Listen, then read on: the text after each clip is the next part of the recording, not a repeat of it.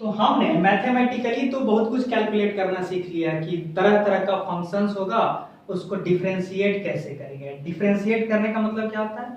To find rate of change of a function with respect to change in input. Input में चेंज करने पे output किस rate से चेंज हो रहा है, कहां पे? तो एक पर्टिकुलर इनपुट पॉइंट के आसपास। तो एग्जांपल देखते हैं कि फिजिक्स में कहां इसका यूज है। ठीक है, तो लेट अस से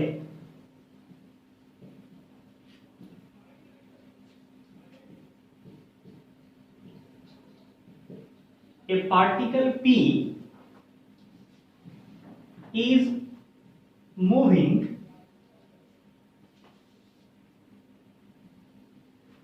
along a straight line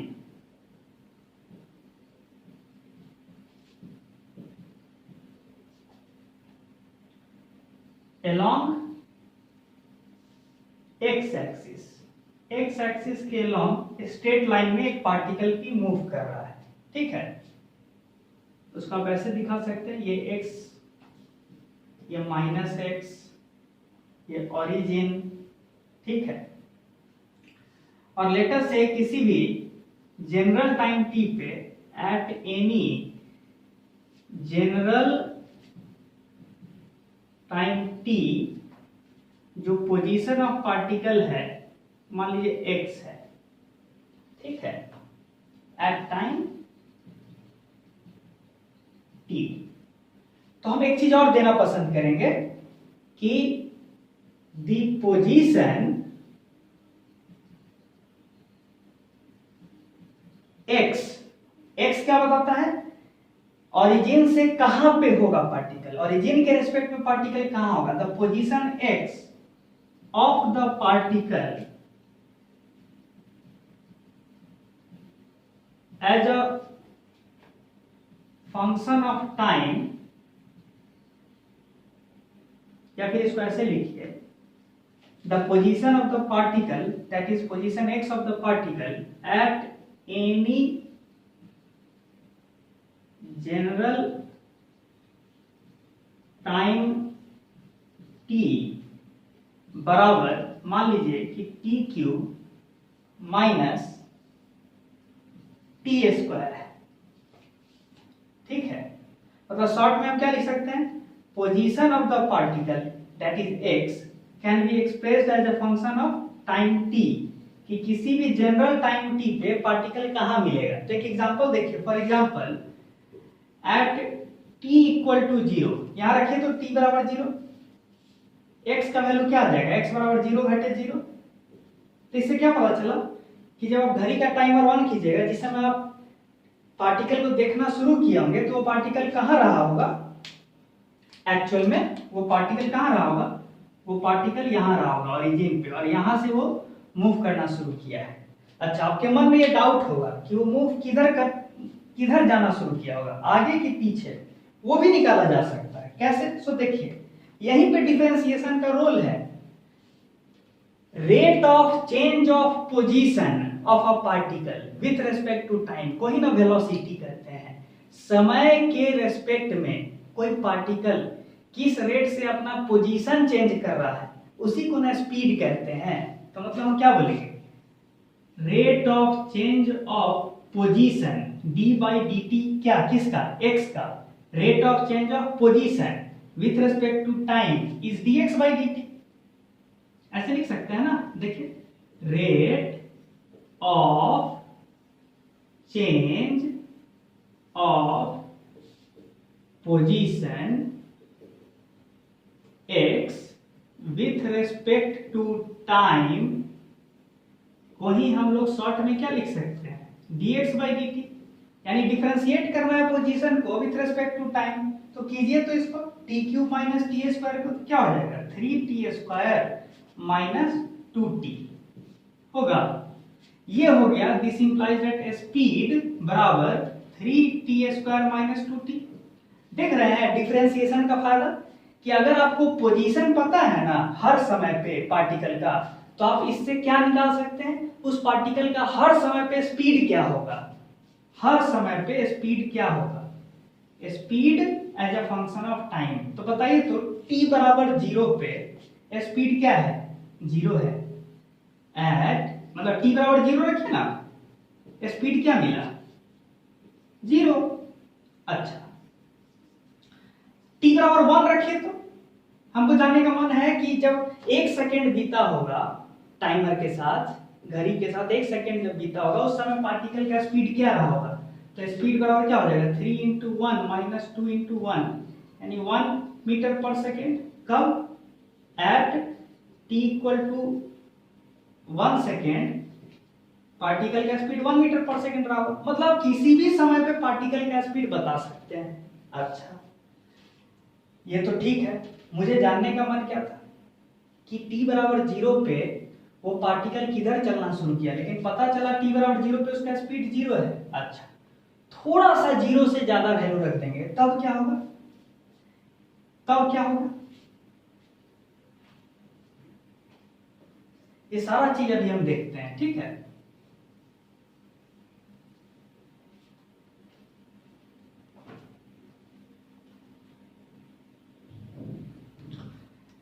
तो हम अभी तक क्या देखे कि पार्टिकल का speed as a function of time हम पता कर लिए कि मतलब हर समय पार्टिकल का स्पीड क्या क्या रहा होगा ये हम जान रहे हैं इस रिलेशन से। लेकिन हम जानना क्या चाहते थे कि t बराबर 0 पे शुरुआत में जो ओरिजिन से चालू किया था चलना, उस समय वो आगे गया है कि पीछे गया है, ये हम जानना चाहते थे, ठीक है। तो पता चल गया कि t बराबर 0 पे ये 0 स्पीड था। अच्छा ठीक है, तो 0 प्लस समथिंग सेकेंड पे क्या स्पीड होगा। अगर स्पीड पॉजिटिव हो गया तो हम मानेंगे, स्पीड मतलब यहाँ कहने का सेंस है वेलोसिटी। अगर वेलोसिटी पॉजिटिव हो गया मतलब वो आगे जा रहा होगा। 0th सेकेंड के अगले ही मोमेंट पे अगर स्पीड वेलोसिटी पॉजिटिव है, अगर ये साइन के साथ पॉजिटिव आ गया तो वो आगे जा रहा होगा। और अगर ये वेलोसिटी साइन के साथ निगेटिव आ गया, निगेटिव साइन का आ गया, इसका मतलब वो आगे नहीं जाके किधर जा रहा होगा, पीछे। क्यों भाई, rate of change of position को ही ना आप अभी वेलोसिटी बोले थे। अगर पोजीशन dx by dt अगर निगेटिव आता है, इसका मतलब क्या है कि पोजीशन समय के साथ बढ़ नहीं रहा है बल्कि समय के साथ पोजीशन घट रहा है, मतलब पार्टिकल पीछे जा रहा है, ठीक है ना। तो हमारा सारा लेना देना किससे है कि ये वेलोसिटी का जो है हर समय साइन क्या है, प्लस है तो आगे जा रहा होगा, माइनस है तो पीछे जा रहा होगा, ठीक है। तो वो चीज कैसे चेक करें, देखिए इसको थोड़ा ध्यान से देखिए। t कॉमन है, t कॉमन ले लीजिए, 3t माइनस 2 हुआ, ये हो गया वेलोसिटी। अच्छा, अब आप बताइए, नंबर लाइन बनाइए। ये वेलोसिटी कब कब 0 हो रहा है, ये वेलोसिटी कब कब 0 हो रहा है। अगर हम बोले v बराबर 0, इसका मतलब क्या बोलना होगा कि t इंटू 3t माइनस 2 बराबर 0। कब कब ये फंक्शन 0 होगा, वेलोसिटी कब कब 0 होगा, या तो t बराबर 0 हो जाए, साफ साफ 0 हो जाएगा t, तो ये 0 हो जाएगा, या फिर क्या हो जाए 3t माइनस 2 0 हो जाए, यानी t बराबर क्या हो जाए 2/3 सेकेंड। यानी दो ऐसे पल हैं, दो ऐसे मोमेंट हैं जिस समय वेलोसिटी 0 बना है, मतलब जिस समय पार्टिकल रुका है, एक पल के लिए रुका है, ठीक है। वो कौन कौन सा पल है जब पार्टिकल एक पल के लिए रुका है, t बराबर 0 सेकेंड पे वो रुका हुआ था, और t बराबर 2/3 सेकेंड पे भी रुका था। ये दो ऐसे पल हैं जिस समय वो रुका था। अच्छा, उसके अलावा जो पल है उस पे उसका वेलोसिटी का साइन क्या है, मतलब वो आगे जा रहा है कि पीछे जा रहा है, ये देख लेते हैं। देखिए कैसे, सबसे पहले जहां जहां वेलोसिटी 0 बना है उसको नंबर लाइन पे दिखाइए, ऐसे नंबर लाइन सिस्टम कहां कहां बना है, एक t बराबर 0 पे बना है, लिख लीजिए, और एक t बराबर 2/3 पे, है ना। अब ध्यान दीजिए, अगर देखिए t निगेटिव तो नहीं हो सकता है, टाइम निगेटिव नहीं ना होगा, टाइम तो t बराबर 0 से ही चालू होगा, मतलब हम 0 सेकेंड से आगे का चर्चा करेंगे। अब आप बताइए कि टाइम अगर 0 सेकेंड से बड़ा हो और 2/3 से कम हो, ये रहा आपका वेलोसिटी का एक्सप्रेशन। मेरा कहना है कि टाइम 0 से बड़ा है लेकिन 2/3 से छोटा है, तब क्या होगा, ये पहला टर्म जो है ये पॉजिटिव हो गया, ये जो दूसरा टर्म है ये 3t-2 ये नेगेटिव हो जाएगा। एक एग्जांपल लेते हैं ना, 0 और 2/3 के बीच लाई करता है 0.5। एक एग्जांपल लेके समझाते हैं। तो t बराबर 0.5 रखिए तो ये तो पॉजिटिव हुआ, यहाँ 0.5 रखिएगा तो 1.5 घटे 2 तो -0.5 -0.5 इंटू 0.5 तो निगेटिव ही ना होगा। तो कायदे से क्या हम बोले कि अगर समय 0 से 2/3 सेकेंड के बीच वाला है कोई, तो उस समय वेलोसिटी का साइन निगेटिव है, इस वेलोसिटी का साइन निगेटिव है। अगर समय 2/3 सेकेंड से ज्यादा है, जैसे कि एग्जांपल ले लेते हैं 1, तो t बराबर 1 यहाँ डालिए और यहाँ डालिए, तो 3 इंटू 1 घटे 2 1 इंटू 1। तो कायदे से क्या हो गया कि अगर समय घड़ी का टाइमर 2/3 सेकेंड क्रॉस कर चुका है तब वेलोसिटी का साइन पॉजिटिव है। तो हुआ क्या है तब, ये सारा सिचुएशन एक्चुअल में क्या हुआ तब ऐसे दिखाएंगे। पार्टिकल एग्जैक्टली 0th सेकेंड पे ओरिजिन पे था और रेस्ट पे था, स्पीड 0 था, लेकिन उसके अगले ही पल से जो उसका स्पीड है उसका साइन वेलोसिटी जो है, ये बोलना चाहिए एक्चुअल में, क्योंकि साइन का भी हम चर्चा कर रहे हैं इसलिए वेलोसिटी बोलना चाहिए। वेलोसिटी जो है उसका साइन निगेटिव है, मतलब वो पीछे जा रहा है। पीछे किस समय तक पीछे जाएगा, एट t बराबर 2/3 सेकेंड पार्टिकल जो है फिर रुकेगा। क्यों कि t बराबर 2/3 सेकेंड पे वेलोसिटी क्या बना था 0, तो मतलब यहां रुकेगा।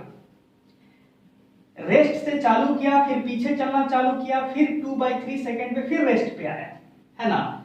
लेकिन रेस्ट पे आया उसके बाद वेलोसिटी का साइन क्या बना, वेलोसिटी का साइन पॉजिटिव है, मतलब यहां रुकने के बाद वो फिर किधर जाना शुरू किया, आगे, तभी ना वेलोसिटी का साइन पॉजिटिव है। मतलब समय के साथ उसका x का पोजीशन बढ़ रहा है, तब ना वेलोसिटी पॉजिटिव का मतलब क्या होता है, dx/dt पॉजिटिव। और dx/dt का मतलब कि समय के साथ पोजीशन जो है बढ़ रहा है, नहीं कि घट रहा है। इसका मतलब क्या हो गया कि 2/3 सेकेंड के बाद पोजीशन ऑफ द पार्टिकल बढ़ रहा है, x बढ़ रहा है, मतलब किधर जा रहा है, उसका वेलोसिटी पॉजिटिव है, यानी कि वो पॉजिटिव x डायरेक्शन की तरफ जा रहा है। तो आप सब कुछ बता दिए देख के, है ना, कि कब रुका हुआ था, फिर कब रुका। अच्छा, एग्जामिनर ये भी पूछता कि ओरिजिन से कितना दूरी पीछे जाके पार्टिकल रुका है, तो क्या कर देंगे कि 2/3 सेकेंड पे रुका है ना, ये टाइम t जो है पोजीशन वाले एक्सप्रेशन में रख देंगे, 2/3 जो है टाइम का वैल्यू यहां रख देंगे। तो एट t बराबर 2/3 पोजीशन का वैल्यू देख लेते हैं क्या है, तो 2/3 का होल क्यूब घटे 2/3 का होल स्क्वायर कितना होगा, 8/27 घटे 4/9, तो कितना हो जाएगा 12, 8 घटे 12/27 यानी -4/27। मतलब ओरिजिन से कितना पीछे जा चुका था पार्टिकल रुकने से पहले, पीछे गया तभी पोजीशन माइनस है, कितना जा चुका है 4/27 मीटर पीछे गया है, फिर रुका है, फिर वो आगे बढ़ना शुरू किया है। बताइए, डिफरेंशिएशन का यूज करके आप वेलोसिटी निकाले और उसका वेलोसिटी का एनालिसिस करके आप ये बता दिए कि कब रुका था, कब वो आगे जा रहा था, कब वो पीछे जा रहा था, कितना दूरी तक वो पीछे मूव किया है, फिर रुका है 4/27 मीटर। इतना चीज का एनालिसिस आप एक पार्टिकल के मोशन के बारे में बता दे रहे हैं, इसके जड़ में, इसके एनालिसिस के शुरुआत में है तो डिफरेंशिएशन ही ना, उसी का सहारा लेके किए है ना। इसका और भी एग्जांपल, इसका और भी थोड़ा सा एप्लीकेशन बताते हैं।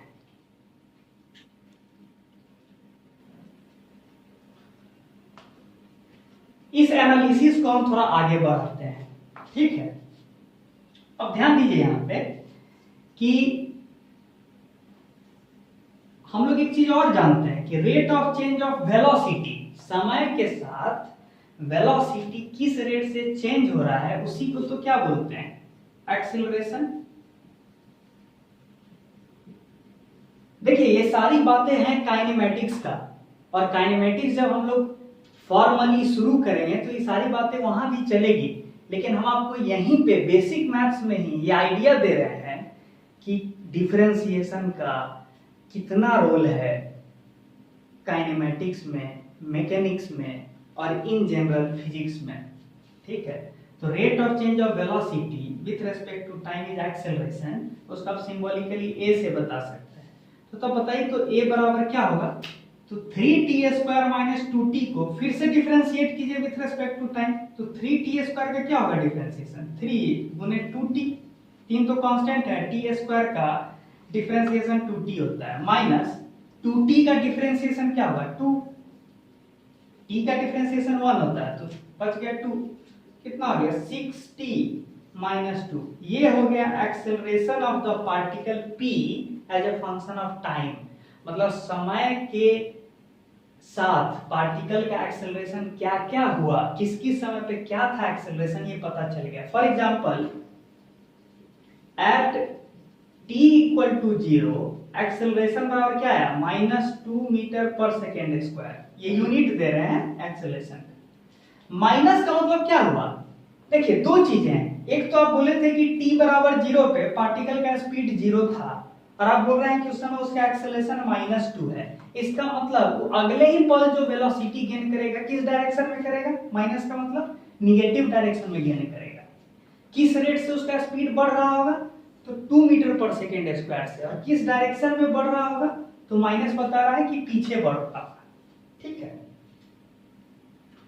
ये हो गया। अच्छा, एक और चीज है, ये तो t बराबर 0 का कहानी हुआ, एक्सेलरेशन 0 कब हो रहा है, एक्सेलरेशन 0 हो कब रहा है, तो 6t माइनस 2 बराबर 0, ये क्या हो जाएगा 1/3 सेकेंड जब बीता होगा मोशन के स्टार्ट से, उस समय एक्सेलरेशन 0 हुआ है, मतलब उस समय ना स्पीड बढ़ रहा है ना घट रहा है, मतलब उस समय उस एक पल के लिए ऐसा लगेगा कि स्पीड ना बढ़ रहा है ना घट रहा है। ठीक है, अच्छा उस वक्त वेलोसिटी कितना था वो भी लिख सकते हैं, वेलोसिटी एट 1/3 सेकेंड कितना होगा, यहां रख देंगे 3 इंटू 1/3 का स्क्वायर माइनस 2 इंटू 1/3, कितना हो गया 1/3 माइनस 2/3 माइनस 1/3, मतलब जिस समय पार्टिकल का एक्सेलरेशन 0 हुआ था उस समय पार्टिकल पीछे जा रहा था किस स्पीड से 1/3 मीटर पर सेकेंड से, लेकिन जा किधर रहा था पीछे, कैसे पता चला, इस माइनस साइन से। ये भी एक एनालिसिस हुआ।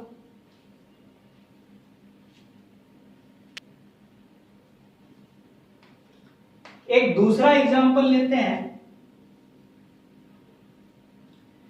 कि लेटस से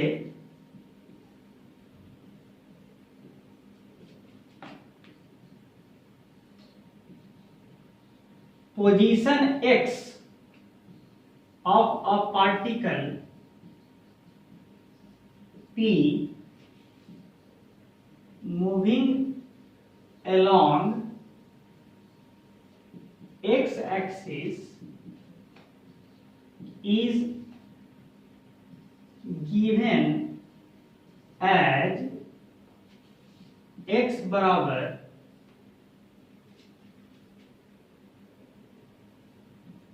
साइन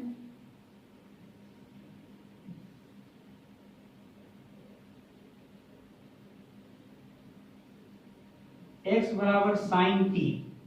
ठीक है, मतलब पोजीशन जो है पार्टिकल का उस समय पे डिपेंडेंट तो है, इस रिलेशन से डिपेंडेंट है। अच्छा ठीक है, मतलब पार्टिकल जो है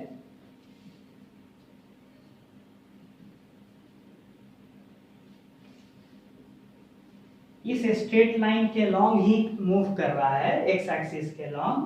ठीक है, अच्छा एक बात और बताइए,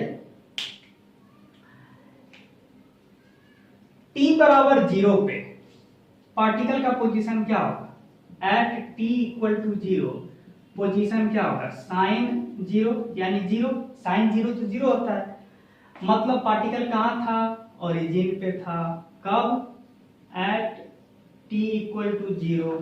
बहुत सारा चीज आप बता दीजिएगा। अच्छा, अब हमको जानने का मन किया पार्टिकल का वेलोसिटी, ठीक है, तो क्या करेंगे rate of change of position with respect to time, तो साइन का डिफरेंशिएशन क्या होता है cos t।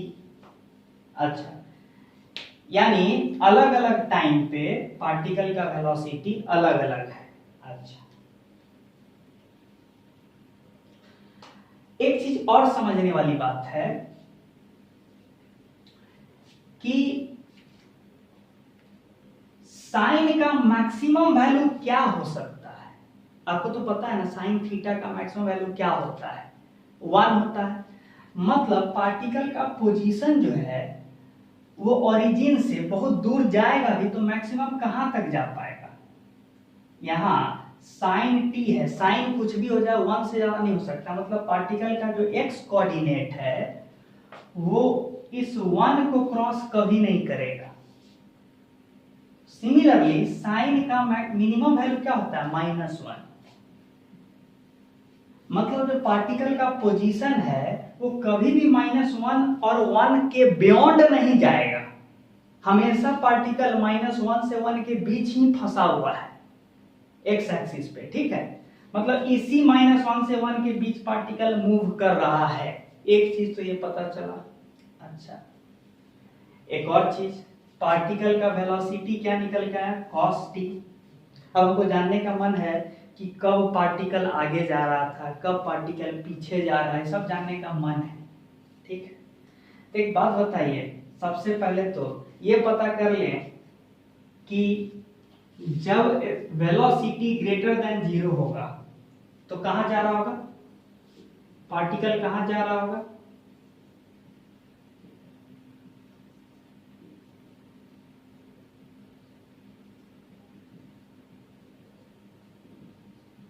अभी डिस्कशन हुआ है तो थोड़ा चेक करते हैं कब कब वेलोसिटी ग्रेटर देन 0 होगा।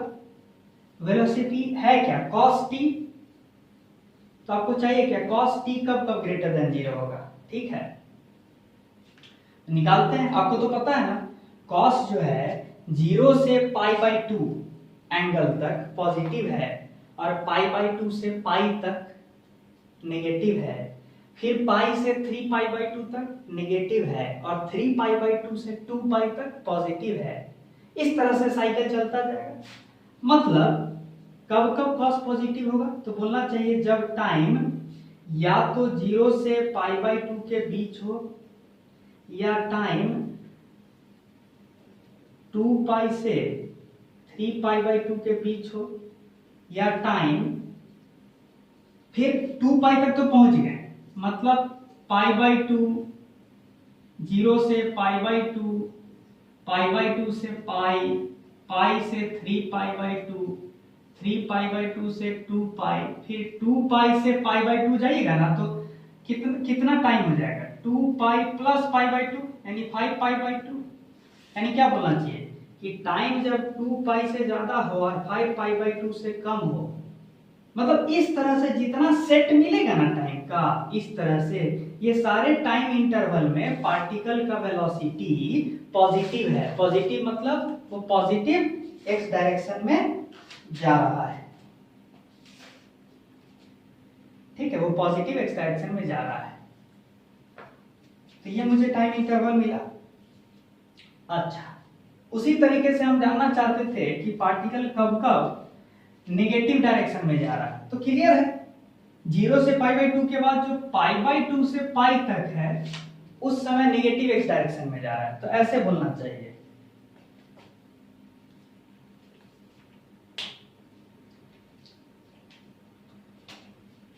π/2 डालिए, तो यहाँ पे पोजीशन वाले एक्सप्रेशन में टाइम t बराबर π/2 डालिए, तो साइन π/2 क्या होता है 1, मतलब t बराबर π/2 पे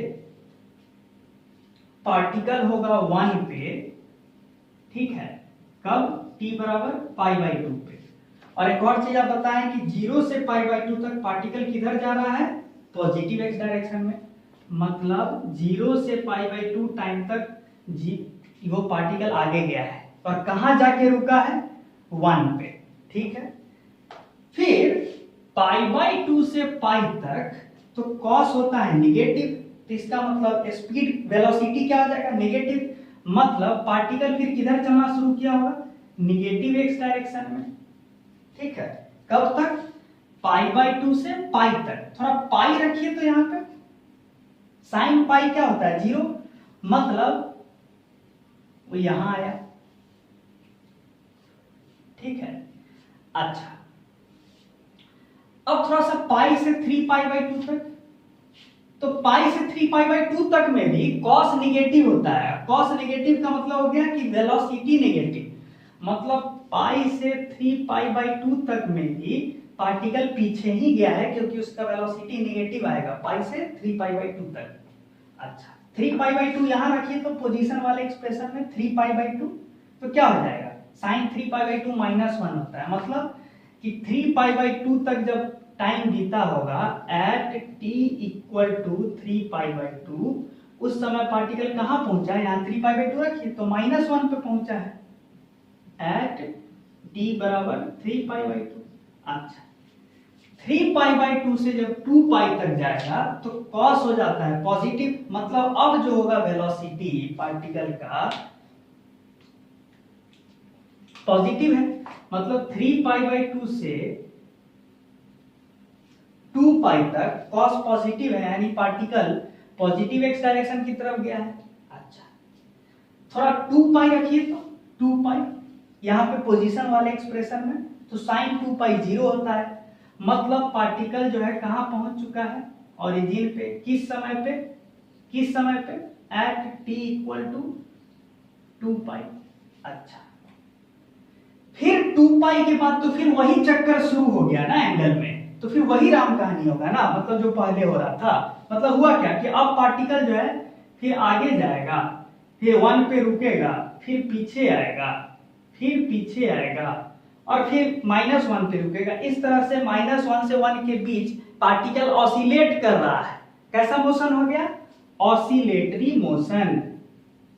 देख रहे हैं, ये सारा चीज आप एनालाइज कर पा रहे हैं, ऑसिलेटरी मोशन है ये, इनफैक्ट पीरियोडिक मोशन है।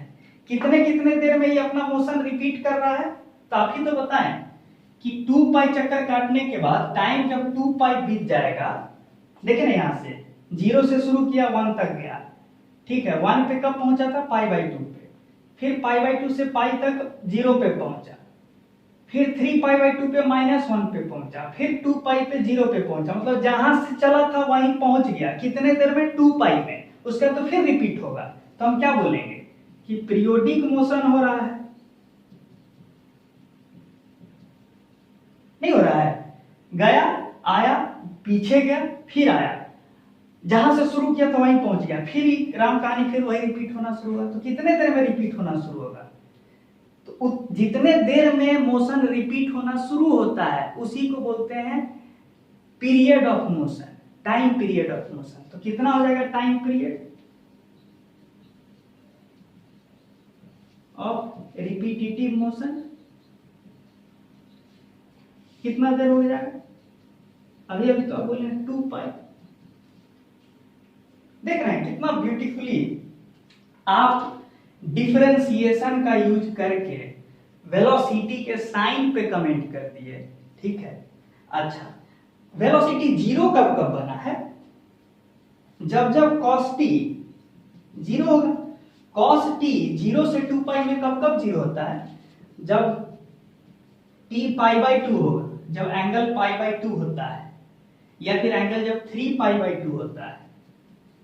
ये दो ऐसा मोमेंट होगा 0 से 2π सेकेंड्स के बीच, जब स्पीड 0 हुआ है, जब वेलोसिटी 0 हुआ है। तो t बराबर π/2 रखिए तो यहाँ पे तो बना 1, मतलब यहाँ पे पार्टिकल रेस्ट पे आया होगा।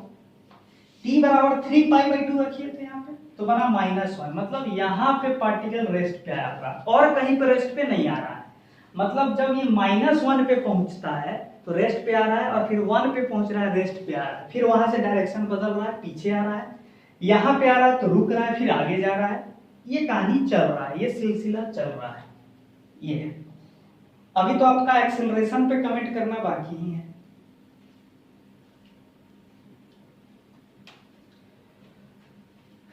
अब देखिए वेलोसिटी क्या बोले थे, cos t। चलिए अब एक्सेलरेशन पे थोड़ा चर्चा कर लेते हैं। एक्सेलरेशन बराबर क्या होता है, rate of change of velocity. तो क्या होगा, cos t का डिफरेंशिएशन क्या होता है समय के रेस्पेक्ट में, -sin t। अच्छा आप ही बताइए कि साइन जो है, साइन ऑफ एनी एंगल कब से कब तक पॉजिटिव रहता है, जब ये जो t है 0 से लेके π/2 तक रहेगा ना, तो sin t पॉजिटिव है, और sin t पॉजिटिव है और साथ में नेगेटिव है, तो मतलब एक्सेलरेशन क्या हो गया, नेगेटिव। कब, जब समय 0 से लेके π/2 के बीच रहेगा तो साइन पॉजिटिव और साथ में माइनस, तो टोटल नेगेटिव हो गया, यानी एक्सेलरेशन नेगेटिव हो गया। अच्छा एक्सेलरेशन 0 कब होगा, मतलब ऐसा कब होगा जब ना पार्टिकल का स्पीड बढ़ रहा होगा ना घट रहा होगा, एक ऐसा पल है जहां पे ऐसा प्रतीत होगा कि पार्टिकल का स्पीड ना बढ़ रहा है ना घट रहा है, बस एक पल के लिए। वो कौन सा पल है, तो एक्सेलरेशन बराबर 0 करते हैं। This implies that sine t बराबर 0। दिस इंप्लाइज दैट t का वैल्यू क्या आएगा, या तो 0 आएगा या पाई आएगा या 2π आएगा। ये सारे वैल्यूज पे एक्सेलरेशन 0 होगा। क्यों, क्योंकि उस समय साइन 0 होता है। तो आप ये भी पता कर लिए कि कब कब एक्सेलरेशन 0 है, कब एक्सेलरेशन नेगेटिव है। नेगेटिव कब है, 0 से π/2 में, और कब है, साइन जब जब पॉजिटिव होगा तब तब पॉजिटिव और नेगेटिव मिलकर नेगेटिव बनेगा। तो और कब कब साइन पॉजिटिव होगा, π/2 से π तक भी साइन पॉजिटिव होता है, तो पॉजिटिव और साथ में माइनस तो नेगेटिव, यानी एक्सेलरेशन यहाँ भी नेगेटिव है, यहाँ भी नेगेटिव है। मतलब 0 से लेके π/2 तक जो पार्टिकल गया है उस समय एक्सेलरेशन नेगेटिव है, मतलब स्पीड धीरे धीरे घट रहा है। अच्छा फिर π/2 से π तक जो आया है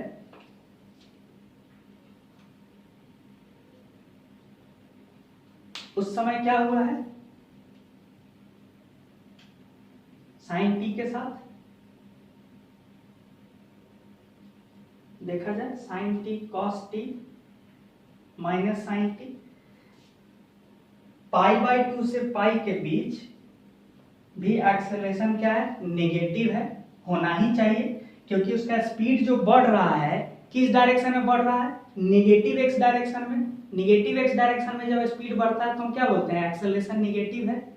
ठीक है, एक्सेलरेशन नेगेटिव है, यानी 0 से π/2, 0 से π/2 और फिर π/2 से π तक एक्सेलरेशन नेगेटिव है। अच्छा अब बताइए, जैसे ही टाइम t पाई से 3π/2 के बीच रहेगा तो साइन थीटा इस एंगल के बीच नेगेटिव होता है। साइन थीटा खुद ही नेगेटिव है, अगर साइन ऑफ t और साथ में नेगेटिव, तो नेगेटिव नेगेटिव मिलके क्या हो जाएगा, पॉजिटिव। मतलब एक्सेलरेशन पॉजिटिव होगा कब, जब टाइम जो है पाई और 3π/2 के बीच रहेगा। सिमिलरली जब t 3π/2 से 2π के बीच रहेगा तो साइन t नेगेटिव होगा, और नेगेटिव नेगेटिव मिलकर पॉजिटिव, यानी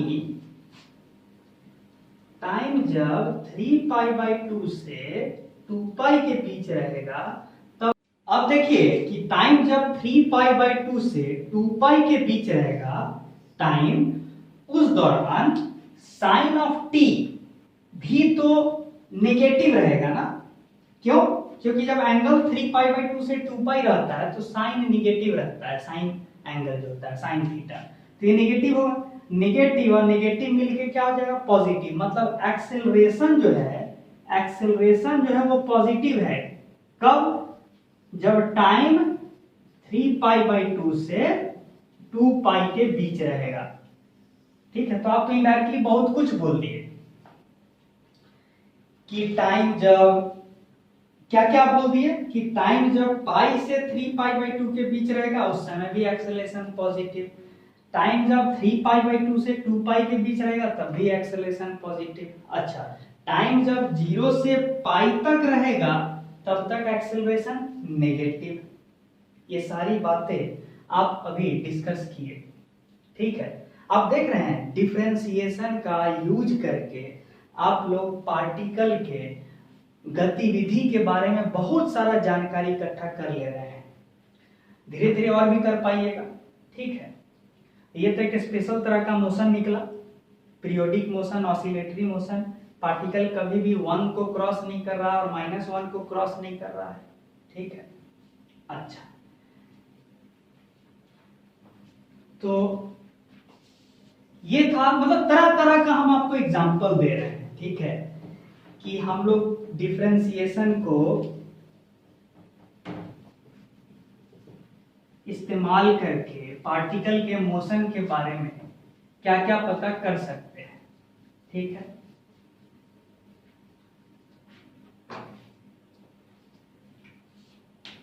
अच्छा, और भी एक दो एग्जांपल देखिए। एक एग्जांपल और देते हैं। कभी कभी क्या होता है, मोमेंटम क्या होता है, मास इनटू वेलोसिटी। कभी कभी क्या होगा कि मोमेंटम ऑफ अ पार्टिकल आपको as a function of time, मान लीजिए मोमेंटम तो वेक्टर होता है, तो as a function of time ऐसे देगा 3t² i cap plus 5 sin t j cap. मान लीजिए एक पार्टिकल है, उसका मोमेंटम जो है लीनियर मोमेंटम, वो समय के साथ इस तरह से वैरी कर रहा है। देख रहे हैं आई कैप और जे कैप, क्यों? क्योंकि मोमेंटम तो एक वेक्टर क्वांटिटी है, तो डायरेक्शन के साथ लिखना चाहिए। आप पढ़े हैं ना न्यूटन के सेकेंड लॉ में कि rate of change of momentum क्या देता है, फोर्स। तो तब तो फोर्स बराबर क्या लिखिएगा, rate of change of momentum किसके रेस्पेक्ट में, टाइम के रेस्पेक्ट में, किस रेट से मोमेंटम चेंज हो रहा है। तो क्या करेंगे, 3t² का बोलिए तो डिफरेंशिएशन, t² का डिफरेंशिएशन होता है 2t गुने 3 क्या हो जाएगा 6t i कैप प्लस 5 और sin t का डिफरेंशिएशन क्या होगा, cos t, और डायरेक्शन लगा दीजिए। तो आपको अगर लीनियर मोमेंटम पता हो पार्टिकल का as a function of time, तो क्या बता सकते हैं डिफरेंशिएशन का यूज करके, फोर्स बता सकते हैं, है कि नहीं, या बता सकते हैं, ठीक है। सिमिलरली एक लास्ट एग्जांपल देते हैं।